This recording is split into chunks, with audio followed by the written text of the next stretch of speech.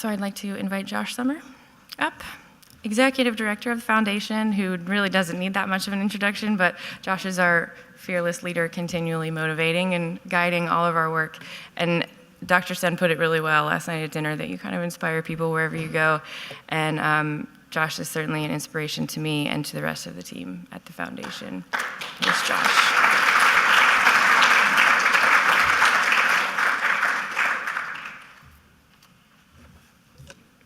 Good morning, everyone. Good to see you all. I was just sitting there listening to Shannon describe our patient services programs and all that she does. It's really amazing. Shannon does a lot of work at the organization, and she helps so many in the community. And you heard 450 patients and family members across the world that she spoke with individually or emailed, often 3 or 4 or 5 or 10 times. And it just hearing it all together, it's really remarkable. And I just want to take a moment to recognize Shannon for all that she's done. I feel so lucky, not only as the executive director of the foundation, but as a member of the community to have you. It's really extraordinary.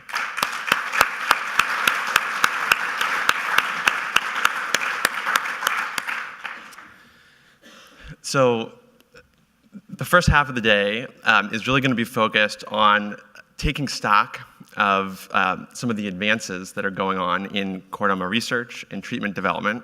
And you're going to hear from some really extraordinary speakers who are going to share updates about some of the really amazing progress that's happening across the world, both in advancing our understanding of the disease, but also in advancing the development of treatments and then actually bring those treatments to the clinic and to patients through clinical trials.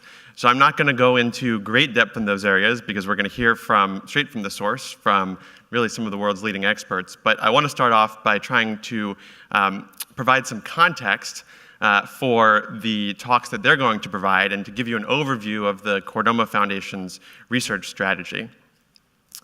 So as Heather said, and I think as all of you know, we really have a two-pronged mission. To improve the lives of those affected by chordoma and to lead the search for a cure. And so today this talk is going to focus on how we are leading the search for a cure and to give an overview and really just a sample of the progress that's being made. So I know we have a mix of people who have been to past conferences as well as people who are here for the first time. So for those of you here for the first time, I'm going to give kind of a brief overview of the overall strategy and some of the work that's been done here to date.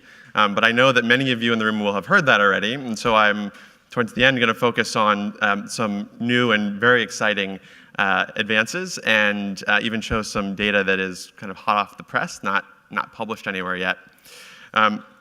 So as I mentioned yesterday evening, really what makes this community go and what advances research is a team of researchers coming together, sharing resources, sharing ideas, collaborating, working together to do what none of them can do alone. And I think one of the things we realized very early on is that research is a team sport. Some of you know, even before starting the Chordoma Foundation, I was fortunate to be able to spend a couple years working in one of the only labs in the country that was focused on studying chordoma.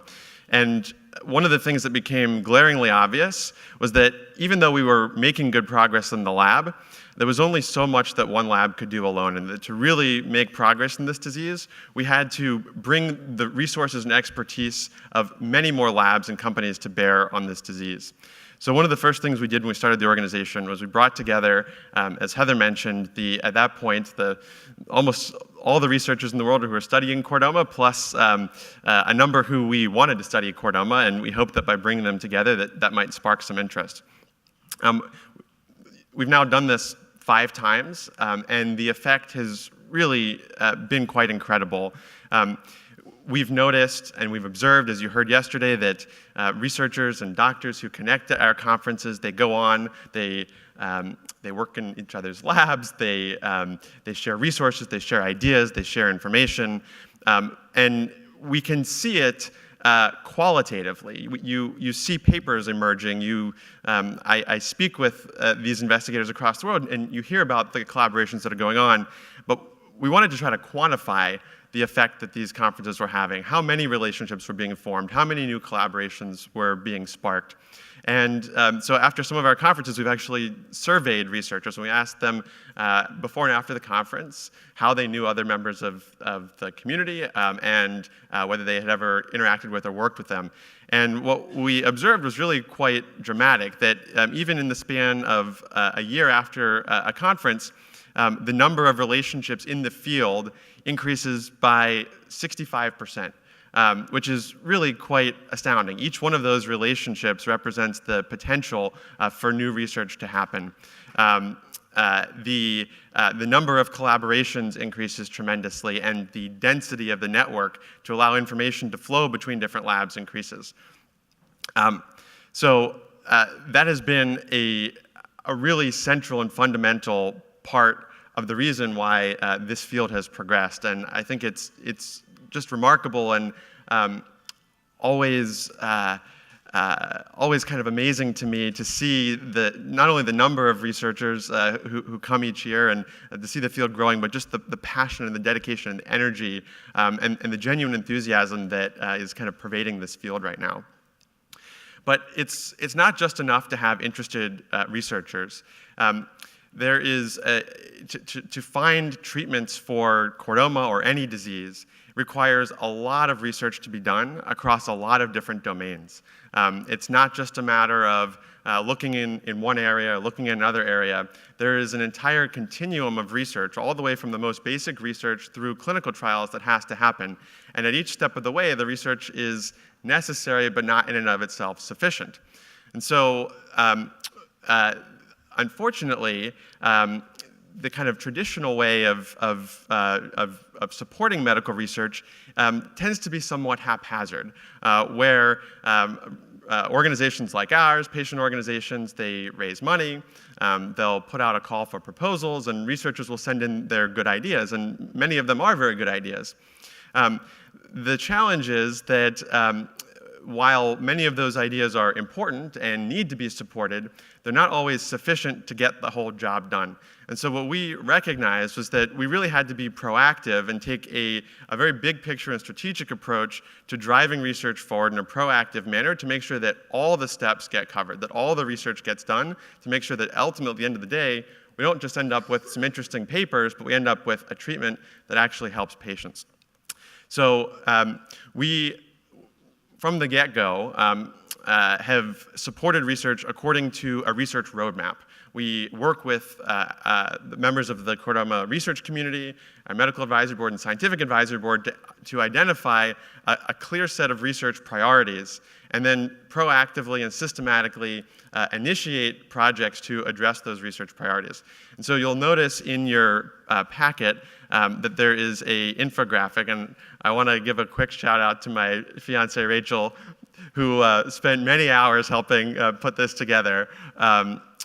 She is truly multi-talented. But this is our attempt to try to visualize what the research roadmap is trying to accomplish. I'm going to try to run through this as quickly as I can. But I think the key purpose here is that we're advancing research not reactively, not haphazardly, but proactively and systematically, and according to a plan that has been developed by some of the brightest minds in the Chordoma research community and really in the world.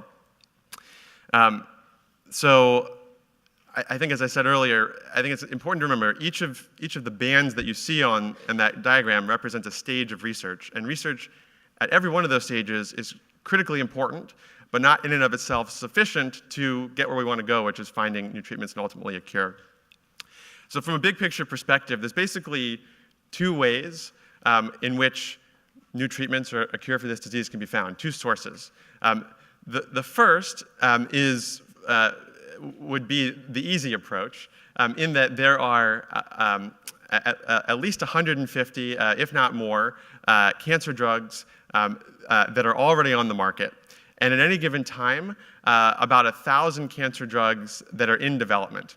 So these are being developed and supported by industry, by investors to help address a market need, oftentimes for a more common cancer.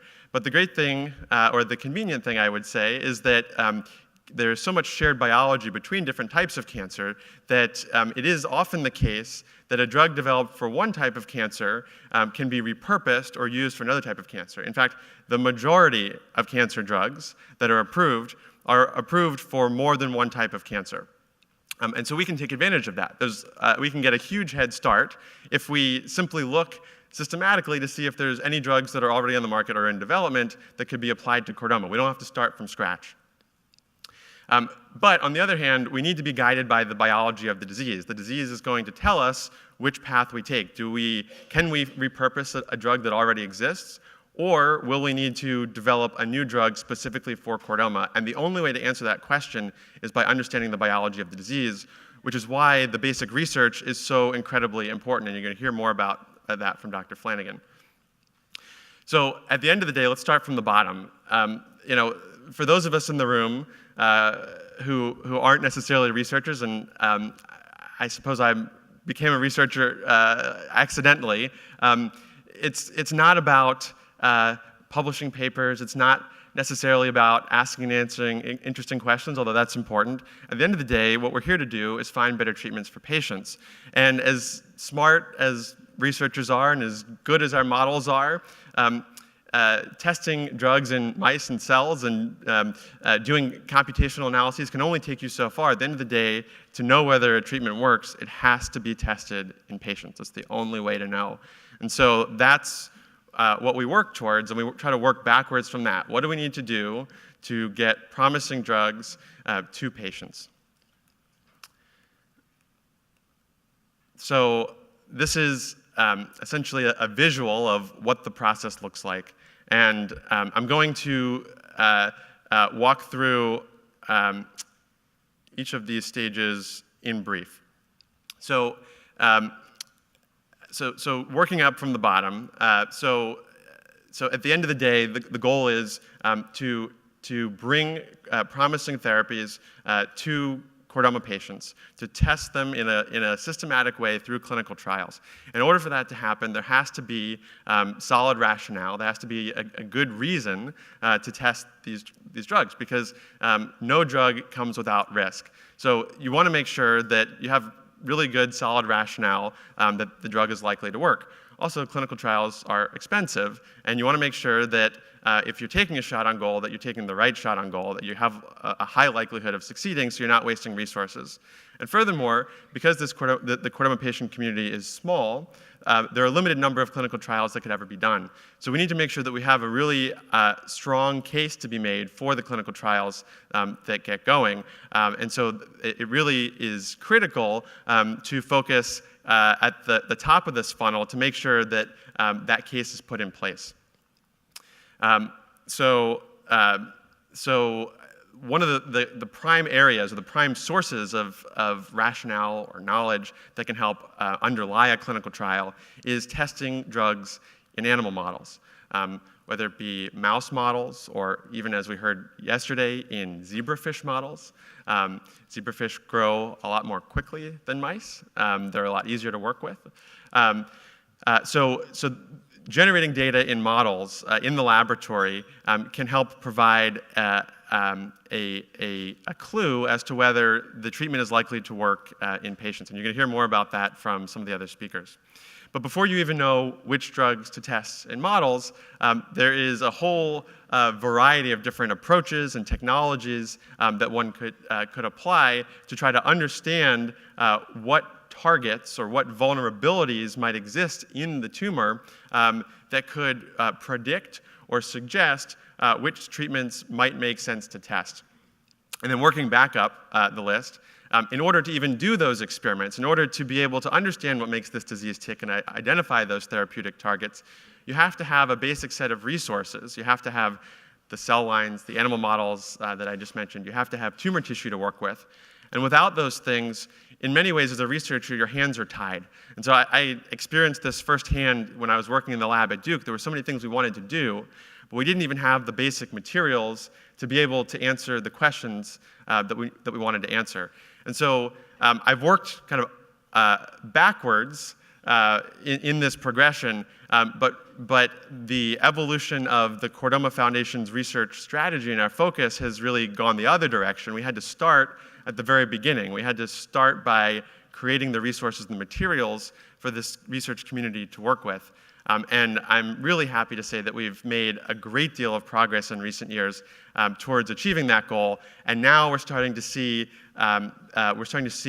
concepts and ideas and therapies move through this pipeline at a really rapid clip. And you're going to hear more about that from some of our other speakers. So within each of these stages, we work with our medical and scientific advisory boards to come up with a set of priorities, a set of goals, a set of questions that need to be answered. And really, we start, though, by listening at our research conferences. And so at the end of the research conference yesterday, we had a wrap-up where we tried to get a sense of what are the key unanswered questions. We had multiple note takers throughout the meeting jotting down all the questions that came up. And we pay very close attention to that. And we take that back and we try to distill and condense that and really zero in on what are the key priorities, what are the key obstacles, and what are the key questions that we need to address in each of those stages to move the field forward. So I'm just going to, in a very brief fashion, kind of run through some of the progress that's been made in each of these stages. So as I mentioned, in terms of developing resources, really the key ones are cell lines, tumor cells that grow in a petri dish, tumor graft models or xenograft models. These are human tumors that actually are implanted and grow in mice, or genetically engineered mouse models. These are mice that are actually engineered to develop chordomas of their own. And when we started off in 2007, there was one chordoma cell line. And this is problematic for a number of reasons. Each cell line presumably is representative of one patient's tumor, but we know that chordoma is different in different people. And so if you just study one cell line, you might find something that's useful for the one person that cell line was derived from, but it's very difficult to know whether that could be generalized across the chordoma patient population. From a practical standpoint, researchers can't get their work published if they just use one cell line because it's not replicable. And if you can't get your work published, it's very difficult to get funding, and it creates this negative feedback loop where it's very difficult to get researchers interested in the field because they just don't have the materials that they need to even take a crack at it. So we recognized early on that this had to be a priority. We had to solve this problem before we could move the field forward. So we set goals of developing 10 cell lines that were representative of a variety of different clinical manifestations of the disease. That we were also going to try to develop 10 xenograft models or tumor graft models, and at least one genetically engineered mouse model. And I'm really excited to say that at this conference in particular, I think there was a real sense of accomplishment that we have started to kind of check this off the list. This is not to say that this job is done. There's more work to do to develop more and better models. But it's extraordinarily exciting that we've now exceeded our goal of developing 10 validated chordoma cell lines that the Chordoma Foundation makes available to the entire research community. We've now distributed chordoma cell lines, and I need to acknowledge the hard work of our research manager, Patty Cogswell. This is truly a significant undertaking to acquire and to validate these lines. We've now made them available to over 100 labs and companies across the world. And just in doing so, we've been able to leverage tens of millions of dollars in research funding to focus on chordoma just by making these cell lines available.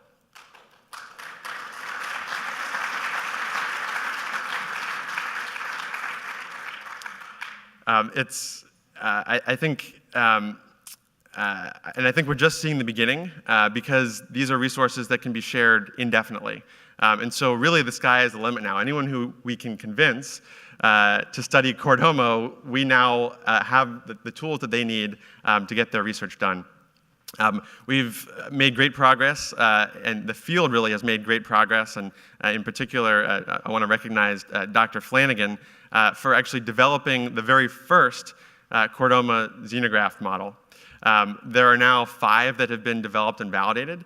And the really exciting thing is that there are at least 22 more that are in development, in large part thanks to Patty's hard work. It's really been extraordinary to see this effort come alive. And I also want to recognize the University of Pittsburgh, who has provided the tumor tissue for about over half of these tumor graft models that are being developed. We heard extraordinarily exciting news at the research conference 2 days ago that a project that I was actually involved in helping to start kind of in the tail end of my days in the lab at Duke to try to develop a genetically engineered mouse model is coming to fruition. We saw pictures of mice that developed tumors of their own. These are not human tumors implanted in mice. These are mice that we've engineered based on what we know about the biology of human chordomas to develop chordomas of their own. We've recapitulated the human disease in a mouse, which is the first time it's ever been done. And that is just a quantum leap forward. Now, there's some issues with the model that have to be worked out, and there's more work to be done. But this is important for a number of reasons. First of all, this model is going to enable us to do more than other models will enable us to do and test immune therapies, for example, that we'll hear about from Dr. Heery.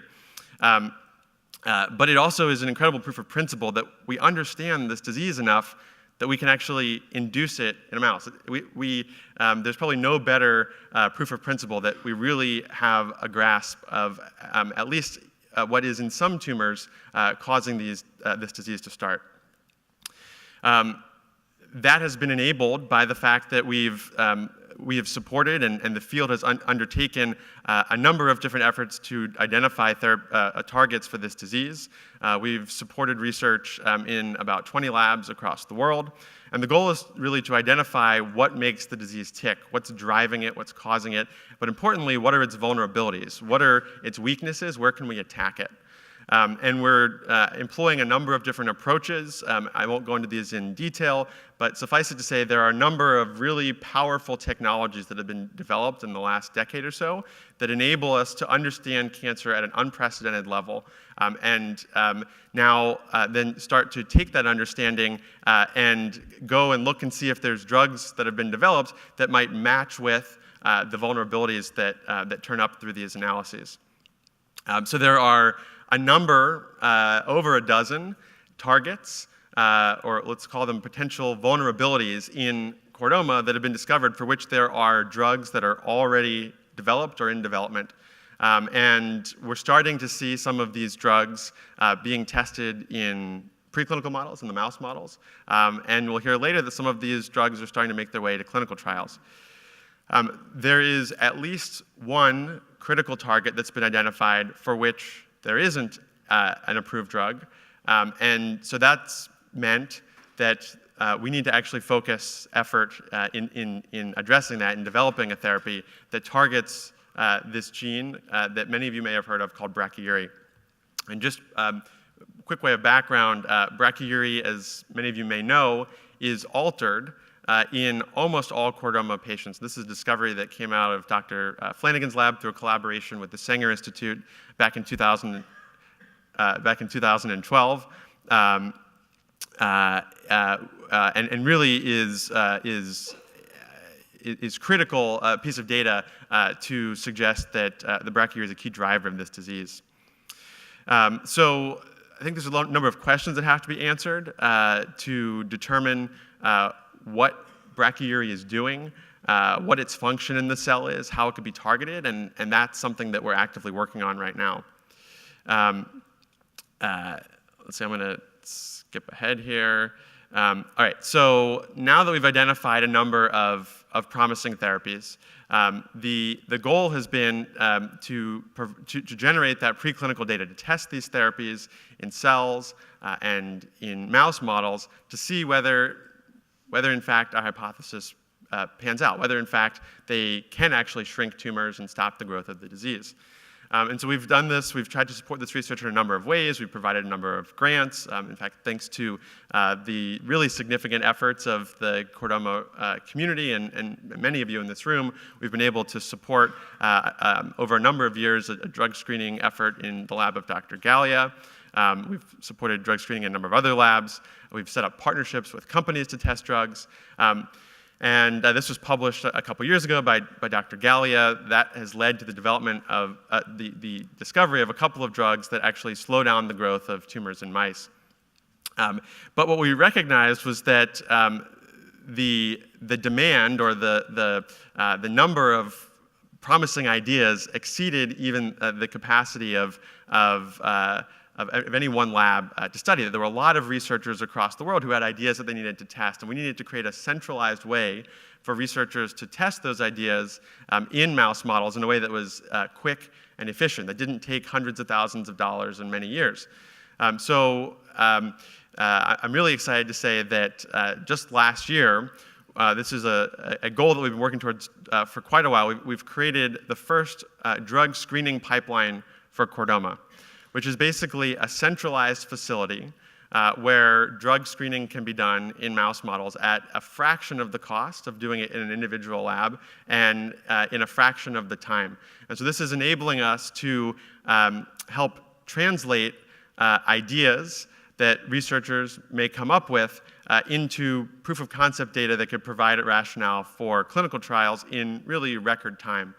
And over the last 9 months or so, thanks to the generosity of the Chordoma community and the Roy family in particular, we've now been able to test 12 drugs and drug combinations in these models. And we have the capacity now to test about 15 drugs per year. So this means that as new discoveries are made across the world, as hypotheses are generated, every year we're going to be able to test 15 of those at least in these mouse models.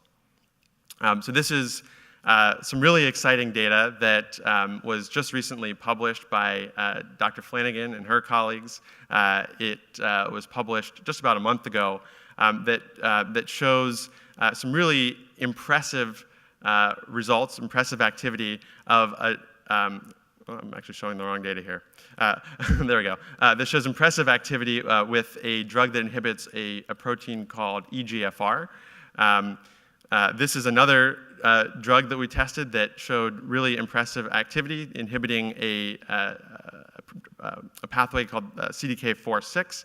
And we're going to hear more in the future about this pathway and about EGFR. I just show these quickly to show just the power of this system and of this program to very quickly be able to generate quite powerful data that is now going on and serving as rationale for upcoming clinical trials.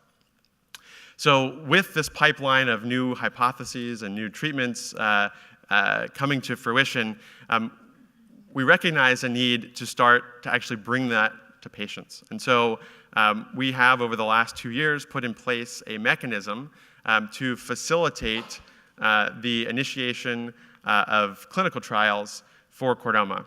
And our goal over the next, between now and 2020, is to initiate 10 clinical trials.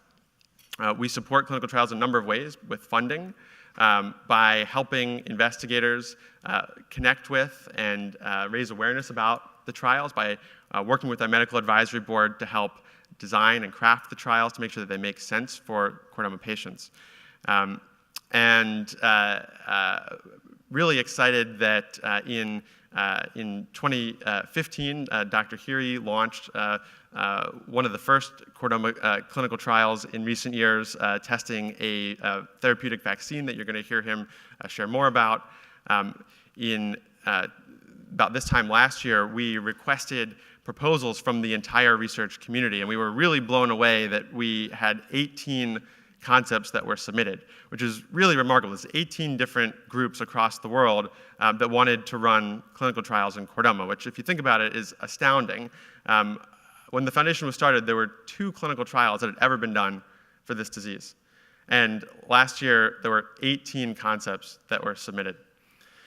We had a whole day meeting with our medical advisory board and our scientific advisory board. We looked through all these concepts in detail. We looked through what was known about the disease, and we tried to see for which ones was there strong rationale. And what the group emerged with was consensus around 3 trials, that there was really strong rationale to pursue three of these clinical trials. Since then, in each case, the companies have committed to provide drug for these studies, which represents, for each of these trials, a multi-million-dollar commitment on the part of the companies. The investigators have developed detailed trial protocols and have made plans to start these trials. And each of them is planning to start in the 4th quarter or early 1st quarter next year. And I'm really excited to say that later this afternoon, our medical advisory board and scientific advisory board are here to review the next series of trial concepts. So this pipeline is continuing to expand, and there are 8 more concepts that are going to be reviewed this afternoon, with the hope of identifying 1 or more that will follow those first 3 clinical trials that I mentioned. Many of you may have seen this on our website and in communications from us in the past, but the 3 trials that the foundation is planning to support this year are listed here. You're going to hear more about them from other speakers. But I think what I hope that you can see emerging is that there is a steady pipeline that is starting to make its way towards patients. And this is only going to grow as time goes on and as more discoveries are made. So I think that we find ourselves at this really exciting inflection point where every stage of that research roadmap is now starting to flow. There is progress being made across every step, and it's now starting to become synergistic. So the advances that were made a year or 2 or 3 years ago, kind of at the top of the pipeline to develop these preclinical models, they've enabled discoveries, they've enabled us to test drugs in mice, and now that's starting to make its way to actual patient benefit. Now, of course, we don't know what the results of these trials are going to be. In cancer, many shots on goal are long shots, and I think it's important to not raise hopes unduly. I think that would not be fair, would not be right. But the only way to find treatments for this disease is to take shots on goal. And I think, as I've tried to illustrate, we're trying to take very smart, well thought out, strategic shots on goal. And I'm confident that if we take enough of them, that they're going to start to score. And really, that's what we're trying to do here. We want to score. We want to cure this disease. And so I think we're going to hear from other speakers today about some of the progress that's helping to make that possible. But I just want to close by thanking all of you, many of you in this room who have made this progress possible. Would not have happened without the generosity and the support of this community. So thank you all very much. I'm now going to introduce our next speakers.